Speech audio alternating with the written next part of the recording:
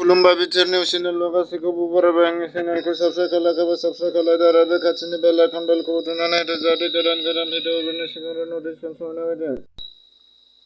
गिदिर जाब्रबथायनि जाहोनाव नाबथि बसुमतारीनि आथिंखौ फाथना देहा फाहामसालियाव थोंजोङै दानस'नो गोनां जादों। बेखायनो बेखौ फाहामनो थाखाय गोबां रांनि गोनां जादों। बेनि थाखायनो रायजोफोरनाव अनसुंथाइ बिहरदों। बिपिएफ राजखान्थि हान्जाया गोमालांखाबाय गैलानो रायजोफोरनो मिथिखायो बे बाथ्राखौ बुंदों थिनामुनि दैमारिया।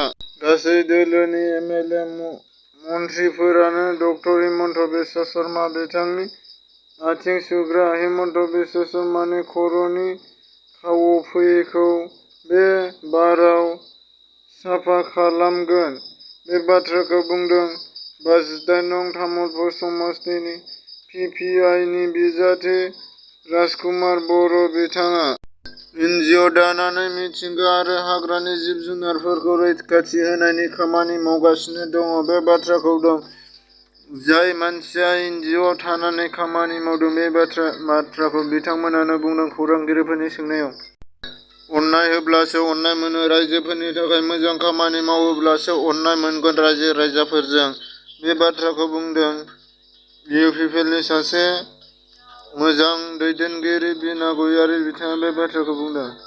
खनले खनले हाग्रानि मैदेरा माइ आबादखौ जाफैनायाव आबादारिफोरा खाफाल हमनांगौ जादों। 28 नं गसाइगाव बिजाबाव इउपिपिएलनि सुबुंगौमायाव एमएलए नरेश इस्लारि बिथाङा फैगौ उफ्रा बिसायख'थिनि इउपिपिएलआ देरहागोनखौ रोखा होनानै फोरमायो। 28 नं गसाइगाव बिधान सभा बियाबनि खासिबारियाव गेलेग्रा फोथाराव इउपिपिएल राजखान्थि हान्जानि सुबुं थुबुरमा